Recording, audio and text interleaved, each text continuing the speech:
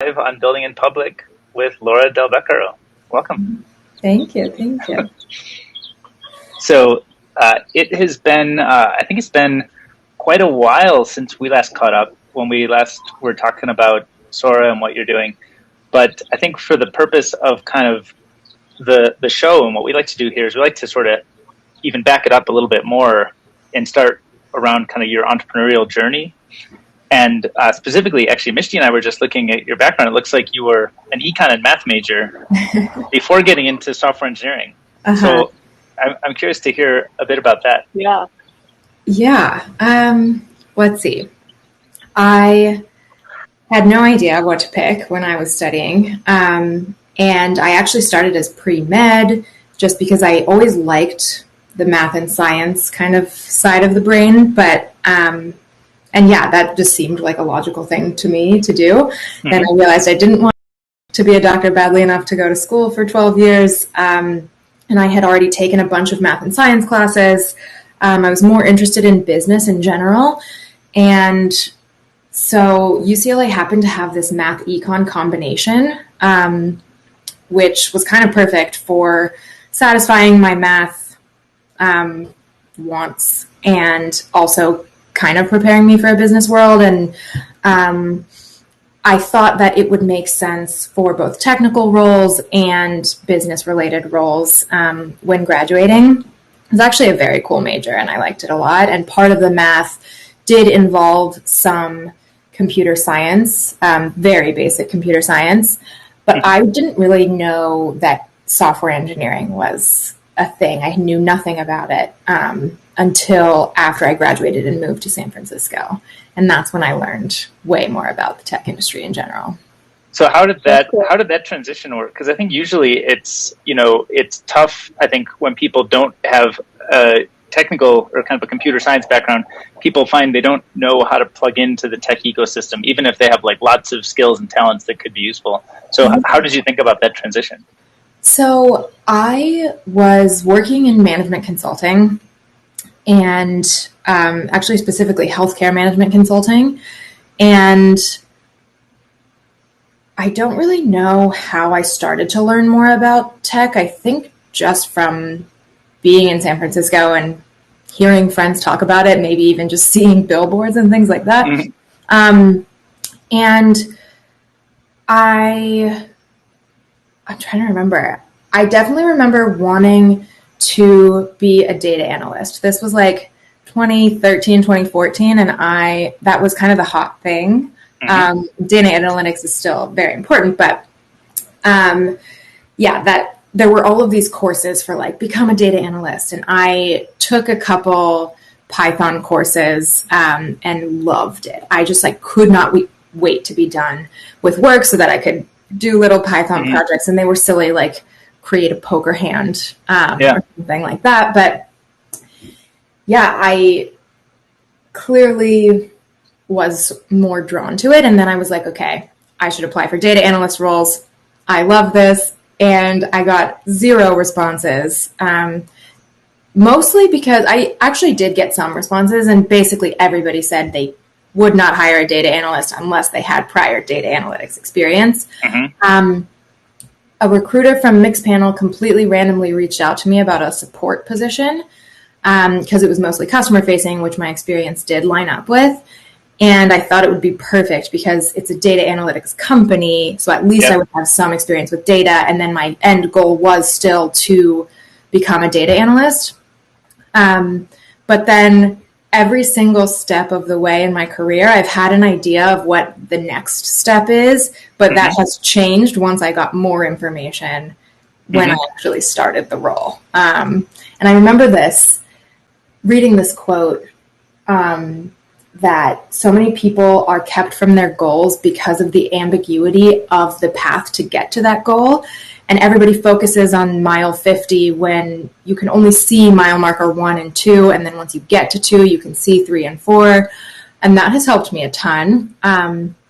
And I find that even when I do see 1 and 2, I change 2 all the time after actually like getting to 1.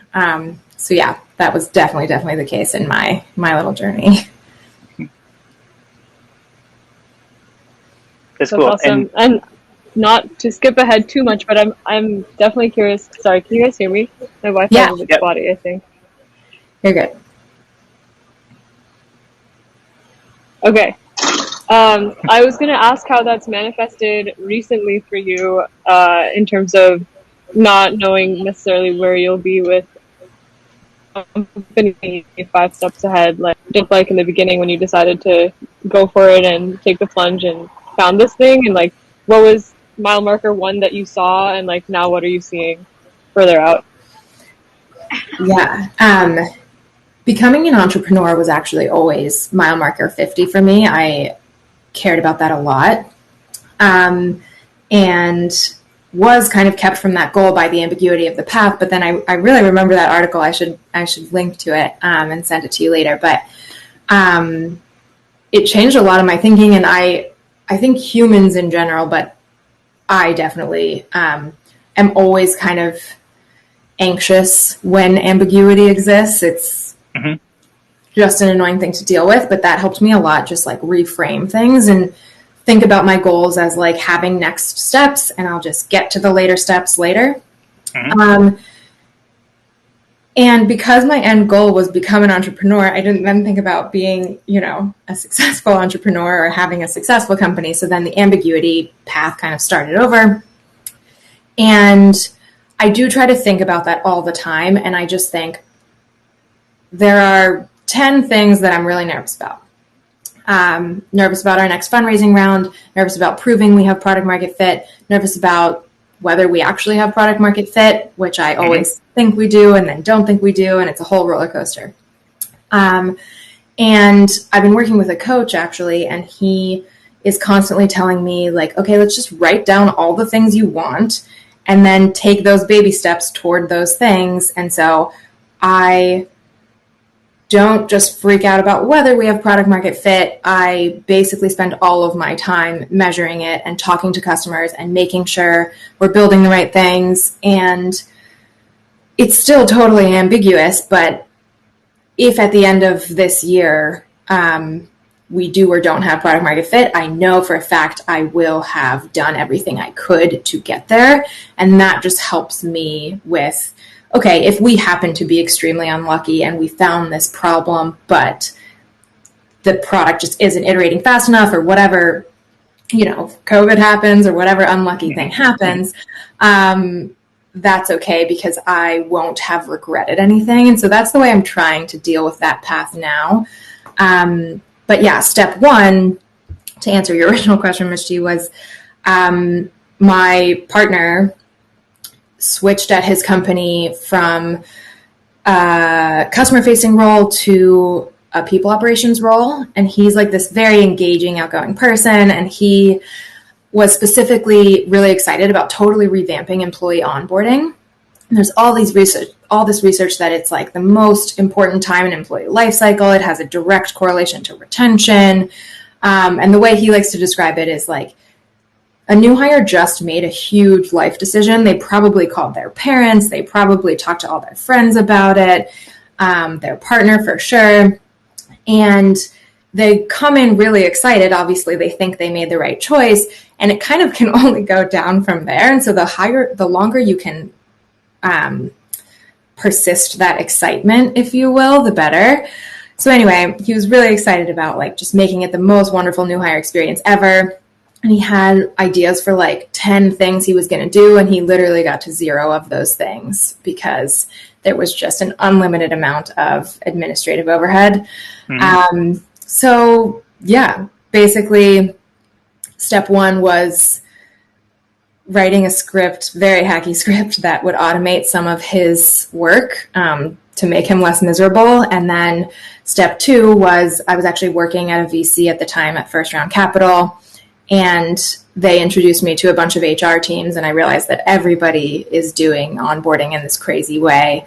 And then step 3 was realizing it's not just onboarding, it's a ton of different HR and people processes that are like really tedious and repetitive and should have only been manual in the old school days of HR. And now that in the new school days of people operations, there's just not enough time to do that stuff. So yeah. So it sounds like sounds like some of the first steps with Sora were while you were kind of in your role at First Round Capital, you were starting to write these scripts and prototype to help your partner kind of do his job better and help other people who also have HR needs kind of do their jobs better. Yeah, the MVP was very much just for him. And then before actually building Sora, we did a ton of customer discovery to make sure it wasn't just A, his problem, and B, that the solution only made sense for that use case. So we tried to broaden all the use cases as much as possible and then build from there. Right. When you talk about broadly the idea of employee onboarding and how critical it is in terms of life cycle, like what a magic moment it could be and how it kind of can sometimes fall off, it makes me wonder, about sort of, I kind of imagine a split between stuff that's very utilitarian that just needs to get done. Like it's, you've got to get set up on payroll and you've got to get set up with your tax forms and all that stuff. Maybe there's vacation policy and HR docs. But then there's also this part that to me feels like it's like more, I don't know if you'd call it community or network or like helping somebody connect to all the people at the company who they might become lifelong friends with, or to the if there are ERGs that help people, support people in different aspects or engage people. So is that, how do you sort of think about the split? Is that a fair way to consider a split? And is that sort of try to serve both? I think there are even more splits. I think there's what I would call engagement, which is probably what you're describing, making the employee feel connected to the people and the mission and all kinds of things at the company. Mm-hmm. There's also enablement, getting them actually ramped up to be good at their job, which is incredibly important both for the company and the employee. And there's totally the compliance. And then there's non-compliance related admin. And so there's all these different categories. And we try to help with all of them. And not just for onboarding, but for parental leave. There's a bunch of compliance stuff. There's a bunch of disconnection that the employee feels upon returning from a leave of absence. In offboarding, there's a whole, I think actually this could be a whole tangent, but offboarding is such an undervalued process at so many companies. And when offboarding is done well, employees that are leaving can serve as referral sources and brand and PR. And in general, just it's the right thing to do, I think, is treat an employee well when they're leaving. But anyway, so all of these different processes have the base level of like, we must do this or we will be fined hundreds of thousands of dollars by the government. Then there's a level of like, we must do this or the employee will hate us. Like they should probably have a laptop and a desk or that just sucks. And then there's a level of, we should make this a decent experience for the employee. Like maybe there's a pen and a notebook on the desk and they probably have all of their calendar invites and there is a calendar invite at all. That is talking about the mission, another one that's talking about the product, another one that's talking about like how the company works.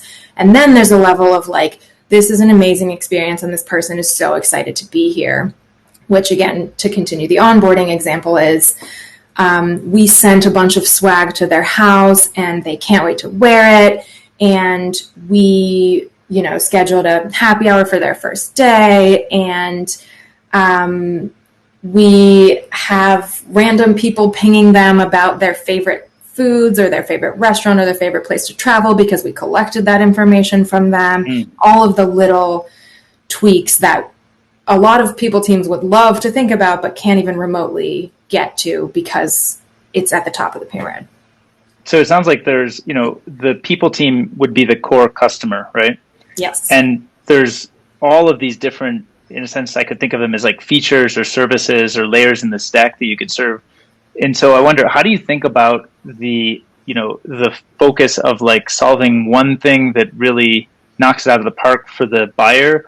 Or how much do buyers need something that kind of services all of these before they can actually really make a commitment to use something like Sora? So the way that we've thought about it and the reason that Sora is really differentiated from anybody else in the HR space, let alone in the HR automation space, or HR operations tools, is one of the things. So to back up a little bit and return to my partner, I wrote him this hacky script. It broke all the time because it was super brittle. It was like written in the back of Google Sheets. And I was working full time and would have to fix it. And then we got, for lack of a better term, kind of feature requests from other teams. The recruiting team wanted this extra thing. The IT team wanted this extra thing, because everybody's very involved in the onboarding process. And I didn't have time to maintain that. I fixed the things that were breaking, mostly just out of loyalty to my partner, I think. But we started to look for solutions that would fix this problem and be customizable enough so he could keep his very well thought out process. And that's where we didn't find anything. We found a lot of onboarding tools and HR systems that, did onboarding, that did a lot of research and thought it through a lot, but said, okay, these are the 6 steps that every company has to do for onboarding. We're going to make those 6 steps amazing. And so the entire premise of Sora's differentiation was customizability.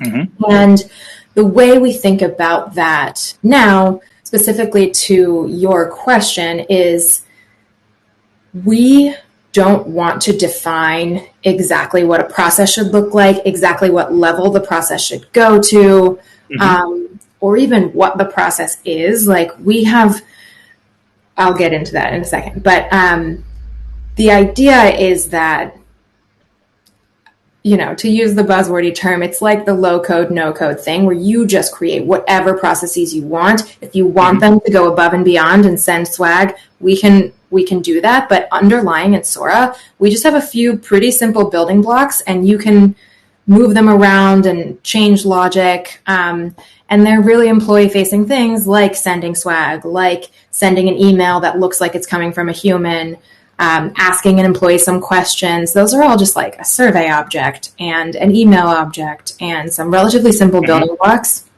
And we learn a lot from our customers when they have that kind of canvas to work with. And we have a ton of templates because obviously there are some pretty common use cases, onboarding and offboarding and leaves of absence being some of them. But for example, one of our customers just has this really annoying email to send every single Friday. Every other Friday, I think, she has to send an email to everybody who hasn't updated their 401k election for that payroll cycle to do that. And it just takes like 20, 30 minutes, I think, every other week, but it's the worst 30 minutes of her week, and she can't stand it, and now we do it for her. And I didn't even know that was a thing that some companies had to do. Our payroll system does that automatically, but depending on your mishmash of your HR stack, there's a lot of different gaps, and we just, want to be agnostic about which ones we fill in, and what you are feeling is either your biggest time suck or your biggest emotional capacity suck, or whatever that looks like. So it almost sounds like, I don't know if this is the right framing, but kind of like an operating system for whatever pieces you want to do to stitch together your own process. So you're not prescriptive about here's how you should follow your HR process, but here's more like the building blocks, the atomic units, and the operating system, and you can roll your own. So I wonder, Exactly. In that world, and can you talk about kind of the no code kind of, what's called buzzword or kind of movement, but, are people kind of struggling with some of the existing tools and no code? Because I assume they're not as tightly coupled to like the employee directory, which is probably kind of pretty core to differentiation here. But are there what are the alternatives that people are trying and struggling, and then you can kind of come in and help solve? Yeah. So 2 points. One is that our most common competitor by far is an existing spreadsheet. It's not actually a different tool, or they're not actually evaluating a different automation tool. One of the reasons for that is that a company, and thus some HR employees, had not historically valued their time in the same way that they would purchase a tool for millions of dollars that would save engineers like 5 minutes a day. Engineering time is precious. HR time didn't used to be precious. That's very much changing, but it's still not necessarily in someone's mind that if they're doing this annoying process over and over, they should not have to do that. So that's one thought. Thought about the general kind of no-code tools. We have had some deals where like the customer-facing side of the business is using Tray.io. Maybe we should just use that instead of choosing Sora separately. But we actually haven't lost any of those deals thus far. Generally, it's because the more lucrative workflow automations for those super horizontal companies are all in the product and engineering orgs and customer-facing orgs. And so they've really built out Salesforce integrations. They've really built out all kinds of that stuff. And, you know, Workato has a pretty great Workday integration, which is rare. Workato has a ton of HR integrations, but it's usually less of a focus, or it's something they add on afterwards because customer-facing is usually the focus. We have seen some automation happen via something like Workato or Tray, depending on where and, you know, how far down or up market you are. And we have seen some people do what I did for my partner and just like hack together some kind of homegrown script. But like I said, vast majority of the time, they're not really solving this problem. It's just a problem they didn't really realize was so solvable, I think, in a lot of cases. The thing that I think we'll continue to have over something like Zapier or Tray or Workato is, one, the other reason, other than, you know, being slightly less easy wins than customer-facing integrations, is that HR integrations are really hard. ADP is a pretty monster system. Workday is a pretty monster system. There's a lot of really old systems with completely different data structures and all this kind of stuff. And we knew that from the beginning and built our database from the ground up to be ridiculously flexible and map to any kind of field and map fields between systems using a lot of logic. So we can map like address in Greenhouse to time zone in Workday by, you know, looking up the city and parsing the time zone, etc.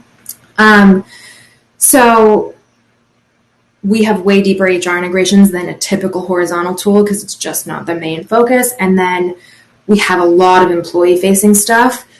It's just kind of hard to build a really nice-looking email in Workato because Workato's thinking more low level of like overall workflows with a bunch of different systems. But we stitch together the systems with an employee first kind of mindset. And yeah, we relatively early on like built our own email builder that could come from humans. And that's actually one of the biggest differentiators that we have, is just like not that many people think about sending really thoughtful emails from an HR team to an employee, but that's your first interaction with a new hire and a very important one. Yeah. Yeah. I actually wanted to ask a little bit about the process of kind of figuring out what seemed to be the most valuable. You're talking about all these different integrations and all these different people at the other end of the table that you're probably working with. And before, you also mentioned that it's been tricky figuring out, like, do we have product market fit, and kind of like iterating on that question. So what has that looked like? Like, when were you asking that? Like, what did you think at first? Like, tell us about when it felt like right versus wrong. I'm just curious about that process of discovery. I think the first iteration of that feeling, or of this roller coaster journey, was in customer discovery. Before starting to build anything, everybody said the same thing. And their process was totally different, which is, again, why we had that customizable focus. But everybody's... I lost my train of thought. Oh, yeah. Everybody's pain points were the same. Everybody's process was the same. It's either an Asana task list that you duplicate for every single new hire. And again, this is when we were focused just on onboarding. And you have to like have 10 different tabs open to see whether everybody got their 10 laptops. Or it was a Google Sheet with a bunch of manual columns to see if everything was done. So that was very validating. I had,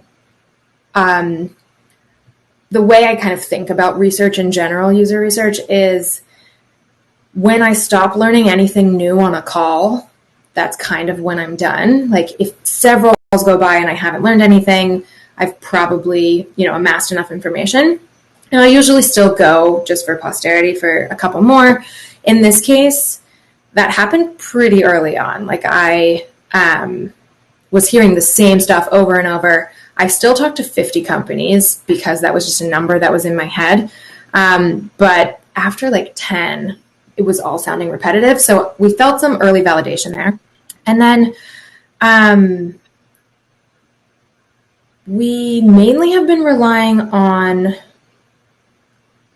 two kind of, that's not true, way too many different sources for what to build next. The most important one is our existing customers.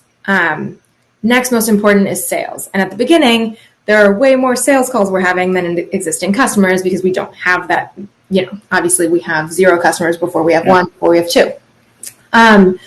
So we were relying a lot on sales calls, and we still always want to listen to prospective customers, but it's a different lens of feedback than an existing customer. And sometimes they say something that they really want that actually isn't what moves the needle for them. And so you can chase a lot of different things, and it can be really overwhelming. The biggest bottleneck by far at the beginning was the integrations. Integrations are absolutely key to so many of these processes, and the absence of integrations is incredibly annoying for these teams because not half, but a significant chunk of what is annoying about a lot of these processes is the manual data entry and then the errors that come from that. Right. And that happens every single time you onboard somebody, every single time you need to do performance management, like all of these different times there's an issue with data.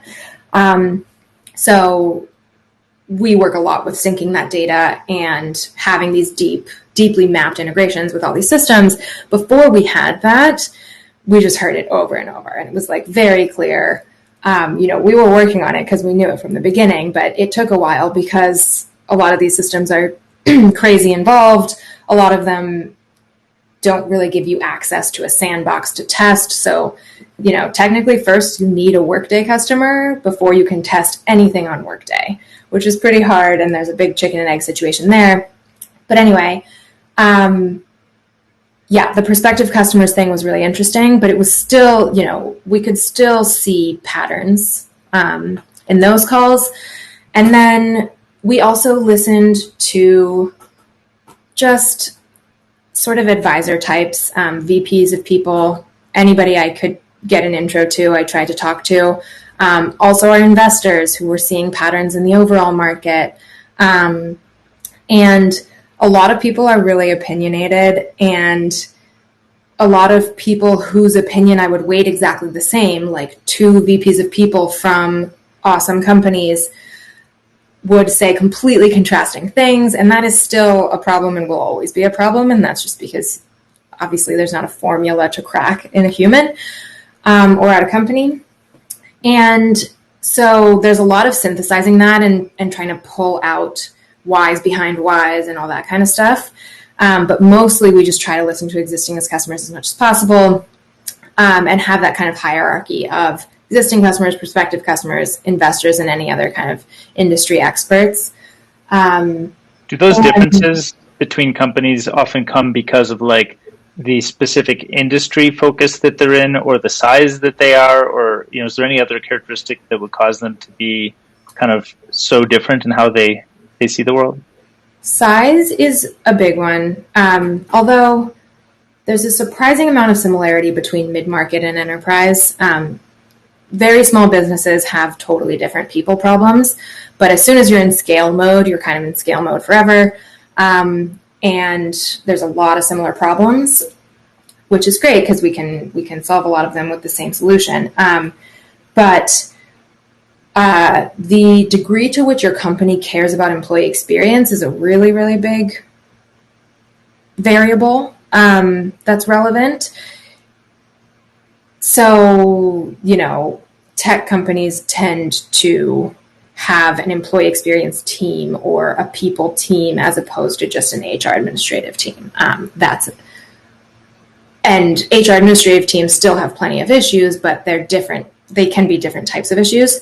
Another big variable is, I lost my train of thought, but, their HR stack.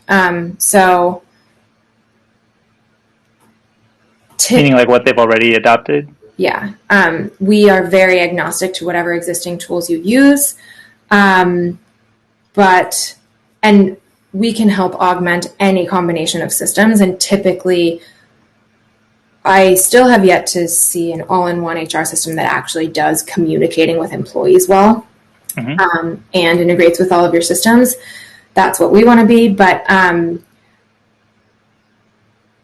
if you use Bamboo HR, you have a couple more features than if you use ADP or UltiPro or some of the slightly older systems. And so we know a lot about each of these systems' capabilities now, and we talk to different features depending on what they're already using and what their philosophy is. Some people are like, I often compare it to cable, actually. Like, everybody was so sick of cable and we wanted to,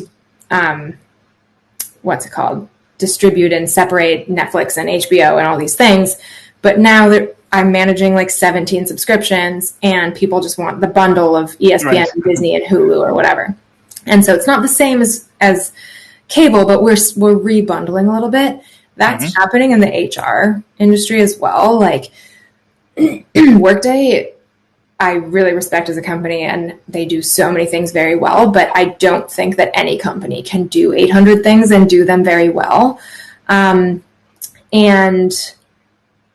so a lot of people kind of rebelled, got a bunch of different solutions. They want best-in-class solutions, but it's really hard for all of them to talk to each other, in part because all of the HR integrations in the industry are just hard to work with.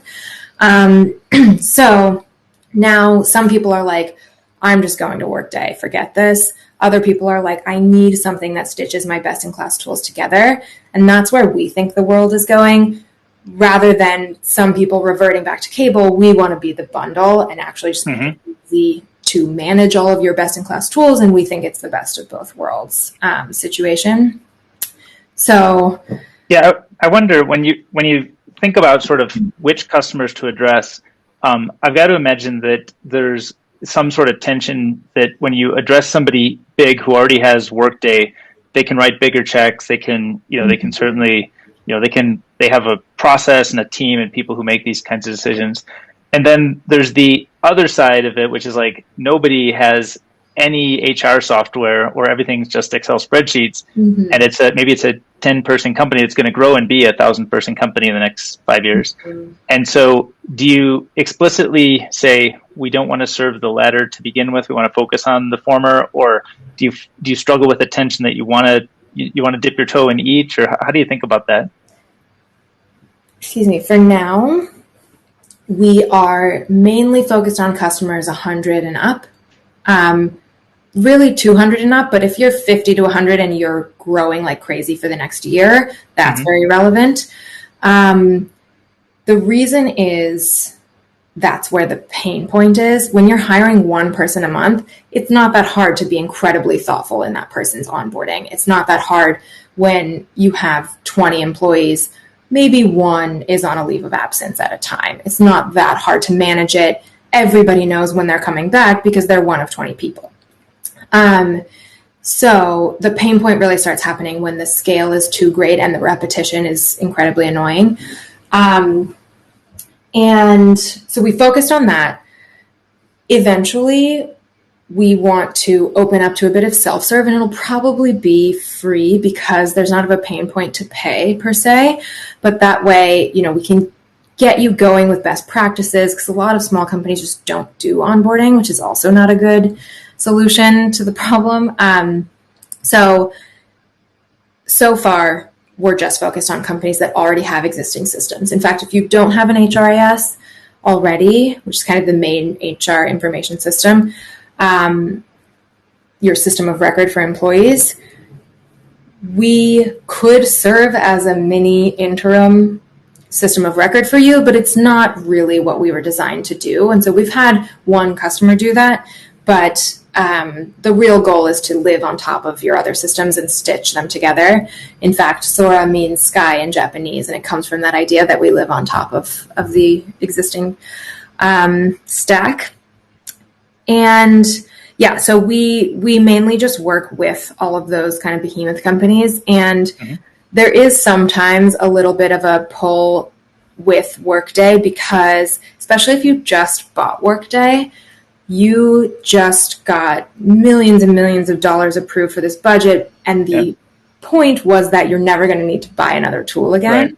And so until you like realize that you do need some other tools, sometimes that can be hard to convince your CFO that actually we just bought this to reduce tools, but we're going to add one more. So we've seen that. But for companies who've had Workday for a while, they use Sora because they probably have some other tools on top of Workday anyway, typically an ATS, typically a performance management system, maybe even a payroll system. Those can all be totally separate. And in the mid-market, you might have 20 tools. In the enterprise, even if you only have 4 tools, with the number of employees that you have, managing even 2 systems with all of that data is really, really hard. So we help stitch all of that data together. And the other reason to use Sora on top of Workday is there's no employee-facing stuff. So any email you get is Workday branded. Totally fine for like task notifications, but makes you feel a little bit like you're a cog in a machine if you're getting a welcome email from Workday rather than from an actual employee. It's also really hard to manage some business processes in Workday. They have a ridiculous amount of customizability, and a lot of teams most companies that have Workday have like at least one Workday admin, if not an entire team. But it's actually a little bit like what Mixpanel was solving for when I joined there. You had a data analyst team, but the idea of Mixpanel was to democratize your data and make it so that marketers could answer their own questions and product managers could answer their own questions without having a bottleneck of a data analyst team. And that's what we want to do for HR teams. It shouldn't take several weeks and like a ticket to just update some copy in an email that you want to send to an employee. Right.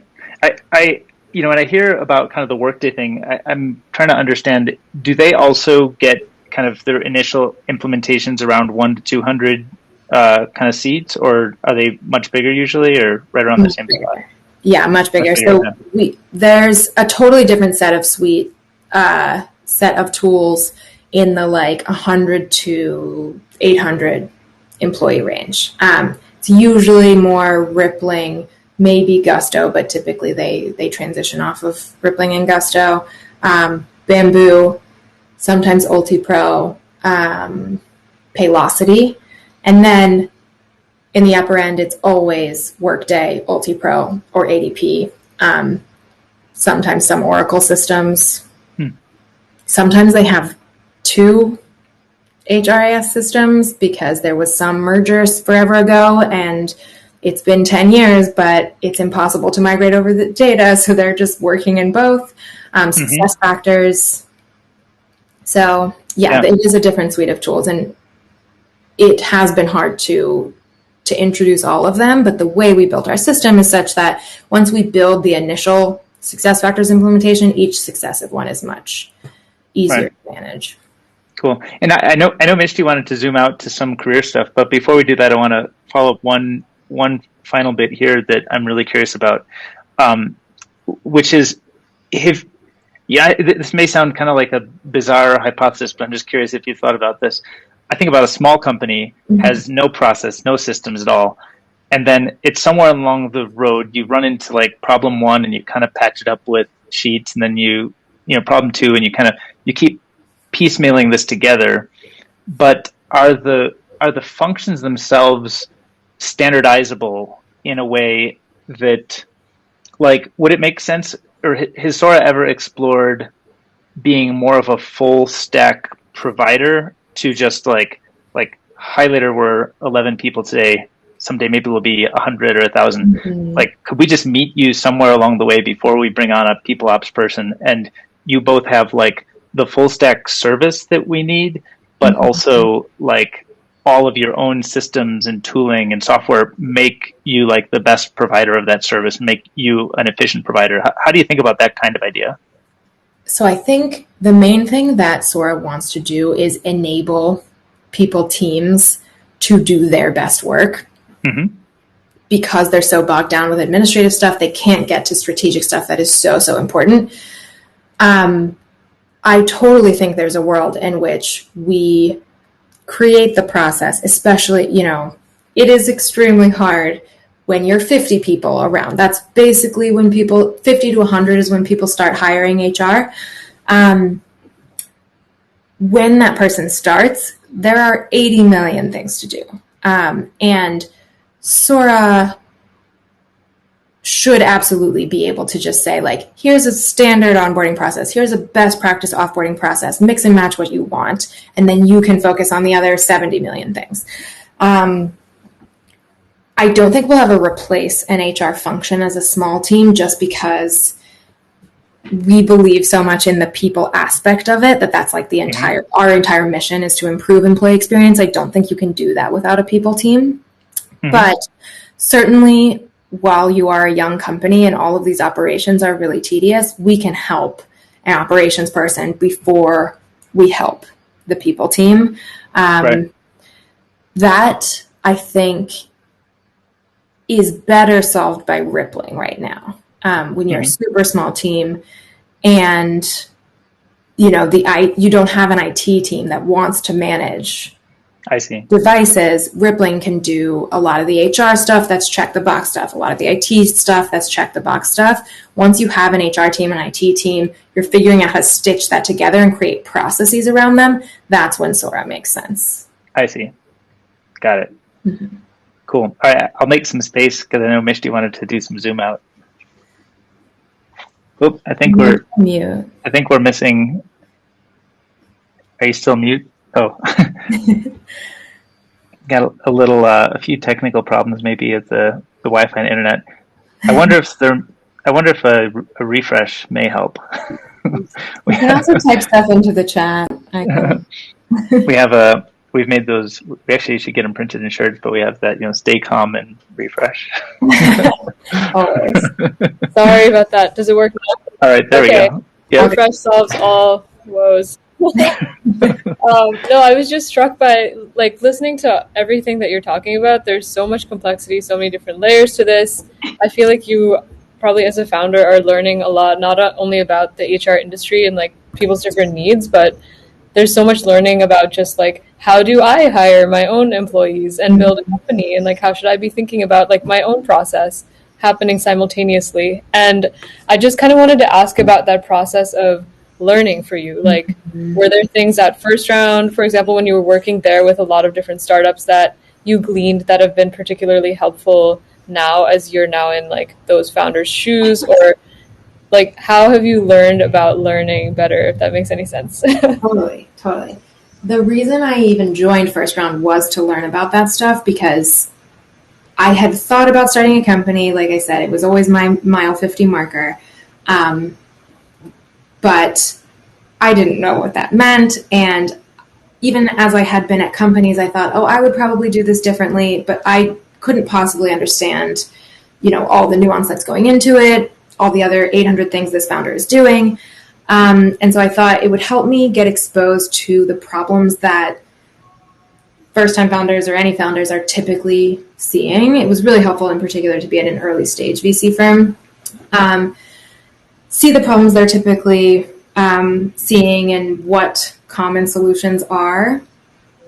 And the biggest learning for me by far was that every founder is human, and I am also a human with some level of intelligence and empathy, and like with those skills I can build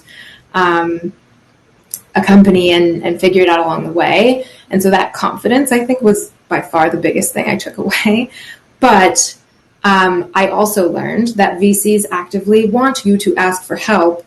If I hadn't worked at First Round, I don't think I would have known that. So I just ask questions all the time. And maybe I've even surpassed annoying at this point, but it's fine. It's better than the other end of the spectrum of not asking anything. That was huge. And it was a way of learning how to learn, because it was learning not to be afraid to ask.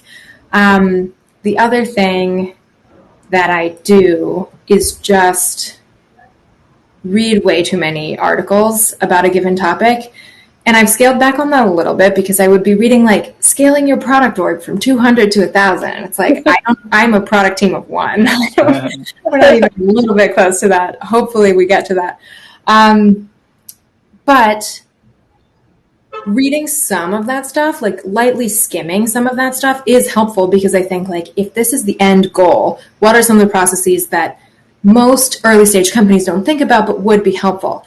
For example, especially regarded to people and culture stuff, it's incredibly relevant to our buyers that we're knowledgeable about these things. I also think it's fascinating and like incredibly important. And I think more early stage companies should do them. So we have compensation and leveling, and we have levels, and we pay people exactly according to the level that they are, so that we can have equitable pay. That is a thing that's typically thought of as what you need to scale. I think it's super important to create an inclusive and equitable workplace from the beginning. There's all kinds of, that's a more obvious example, but even a recruiting process. There are so many little things you can do that will make your process more fair. And that's incredibly important from the very beginning. This also includes product processes. I think the main meta point here is that I'm not as afraid of process as I used to be, because the whole point of being at a startup is that you don't need process. But at one point, I got lunch with a friend at Stripe, and I was like all self-conscious, because I was like, I feel like my team's annoyed with me because I'm adding all this process and we're supposed to be a scrappy startup. And he was like, if you don't have a process, there will still be a process. It's just not a defined one. It's a messy one. So particularly for things like hiring, where every candidate experience is super important and where we could be introducing so much bias, super important to have all those things. So anyway, all of that to say, I read a lot of articles and advice about what people have done, and my style is typically like absorb a ridiculous amount of information, take my own notes on it, and then just pick and choose the things that we like and make sense for Sora and make it our own. Other times, if it's something that I'm trying to think of a recent example, but that's like my typical style if I really want to do something well. If it's just something I need to get done really quickly, like, I don't know, learning Figma, I'm not going to digest all Figma docs. Like, that would take me years and years, and I'm not a designer. I'm not going to be design for Sora for much longer. So I just skim as much as I can, like follow random people on Twitter that will probably get me in the right sphere, etc. And one of the biggest things I've learned, and this was during my time at First Round, talking to one of the First Round founders, is that my job is to enable everybody on my team such that I could take a year off and everything would be totally fine, and everything, all the values would be upheld, and everything should pretty much run as if I were here. And we're a little bit early for that. Like, I'm still pretty involved in a lot of stuff, but I take a lot of vacation, and that is always my goal. And hopefully, post Series A, post Series B, there will be no decisions that are blocked by me. I can just help people, but I'm not a bottleneck for anything. So I don't know how that answers how I learn about learning, but that is a thing that is constantly in my mind about everything I'm learning. I want to make sure to disseminate to the rest of the team so that they can do it from then on. And I'm interested, you mentioned one of the early points you mentioned just in this bit is you're talking about sort of how you gained a lot of confidence in seeing other people's own humanity. And also, I think you gained some confidence and intuition on how to engage your investors. And that's a topic that I don't hear a lot of people talking about, is how to engage investors. And I'll disclose I'm fortunate to be a small investor and get to be a cheerleader from the sidelines for you. So I've noticed that I think you have a few uniquely useful aspects of how you've done it, and I wonder if those are broadly known or if you've thought about sharing those more broadly. A few things that I'll point is I think your whole kind of change log of updates always is attached in a document, so people can go through and see, like, what did she say she was going to do? What did she accomplish? And sort of what are the wins and losses? I think that's actually a useful kind of, let's say, a tactic or a feature that you've adopted. And I wonder, did you make that up? Did you see it somewhere? And then another one that I pointed out recently that I think is really well done is, everybody likes to look good in front of their peers. And I think you do a good job of, like, celebrating when somebody makes a contribution. You celebrate in front of all of the other investors so that everybody gets to see, look at so-and-so is helping out in this way. And I think that's a really nice aspect of your updates. But I wonder, sort of thinking through those, are those things that you've sort of figured out? Have you thought about sort of, codifying them or maybe explaining? Because I think that could be useful to other people. Yeah. So for the latter one, I was absolutely told that by a ton of founders. And the way to be honest, that it was described to me is like, investors are super competitive and they want to be the best. And yeah, to your point, they want to look good in front of their peers because they're human. And I think it was Hotel Tonight would, for every investor update, they had how many nights each of their investors had stayed in hotels. And so it was like creating this competition, and people are actively using their product in the meantime, which is a really cool idea. But yeah, meant as sort of incentivization. But I got that advice from almost every founder I talked to. So that was like, okay, obviously this is something to do. And we try to have a culture of celebrations at Sora internally, and that should extend to everybody that we work with in general. The Google Doc thing, I think, was my idea. I can't remember entirely if I got it from somewhere else, but the idea was that as I was doing some research about investor updates, I was thinking, or I was seeing, this is a really healthy time for you to also zoom out once a month or once a quarter to think about how things are going, what your meta needs are that you need to ask about. And I was thinking just that emails can be really annoying to search through, and like it would be helpful to have where our cash has been every single month in one doc. I've actually scrolled down through that doc so many times. When we were fundraising, I scrolled down to pull out the customer quotes that were really fun. Otherwise, those would not that many startups, I think, are keeping track of all the customer quotes, all the cash, everything that's happening to their business in some really organized doc. So instead, these are all the highlights that I'll probably pull out into my fundraising story.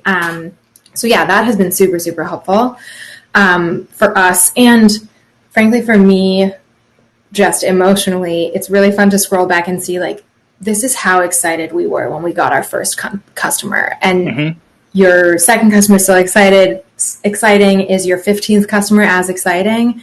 It's just easy to kind of get used to things, but it's really nice and humbling to look back and say, actually, December 2018, Laura would be extremely proud of where we are now. So that's good to look back on. And what was your original question about? Talking about the confidence that you gained and how that, is this the confidence to communicate with investors? Is this the main format of communication, or do you have others that you suggest? I think the biggest answer to that is that it so depends on your personality as a founder too. So I've had some investors, for example, recommend that I create a text group. And that works so well for so many founders, but I'm just bad with my phone. And so I did actually create a Telegram group, and I asked a couple questions in it for a while. I think you're in it. But then I just stopped. And I think Telegram has been offloaded by my phone automatically, and I just don't remember anymore. Right. That doesn't happen to work for my style of work. But it really, really works well for so many other founders. So yeah, I think it depends so much on who you are. The confidence thing, I think, came from the amount of work that at First Round we tried to do to pull out of founders what we could do to be helpful. Because that's like my team in particular. I wasn't on the investment team. My team was solely responsible for making founders successful. And we would just like beg for how to do that. We don't know the intricacies of every single person's problems at any given time. And I think it was simply the confidence to just say what's on my mind all the time. And when people ask me, I'm not at all afraid to say what's going wrong, because that is where my investors can help me. I've actually never, ever felt pressure to like make anything look better than it actually is. These people are supposed to be on my team, not supposed to be, you know, weird authorities. So that's been the biggest thing by a lot. And I definitely recommend people just bugging the crap out of investors. Might have even be worth, just like a manager and a new hire should, when somebody's joining, having a conversation with each investor as they come on. How do you like to work? What are the things you help with most? And I have one investor who was specifically called out to me that he loves closing hires, and every single hire process we've had, they've had a call with Bill, and it's been awesome, and he's really good at it. And if he hadn't told me that, I never would have known to reach out to him for that specific thing. So it is a two-way thing where we need to like ask each other the ways we're most helpful. But yeah, that's great. Just ask. It reminds me a little bit of, have you read in Elad's High Growth Handbook, he has the Claire Hughes Johnson kind of How to Work With Me document. I almost feel like the whole ecosystem would be better if more investors wrote those, more founders wrote those, and this sort of people got together to understand better how to work together. Because sometimes we all assume, you know, there's more understanding, or just people reach out when they need to, versus creating those spaces.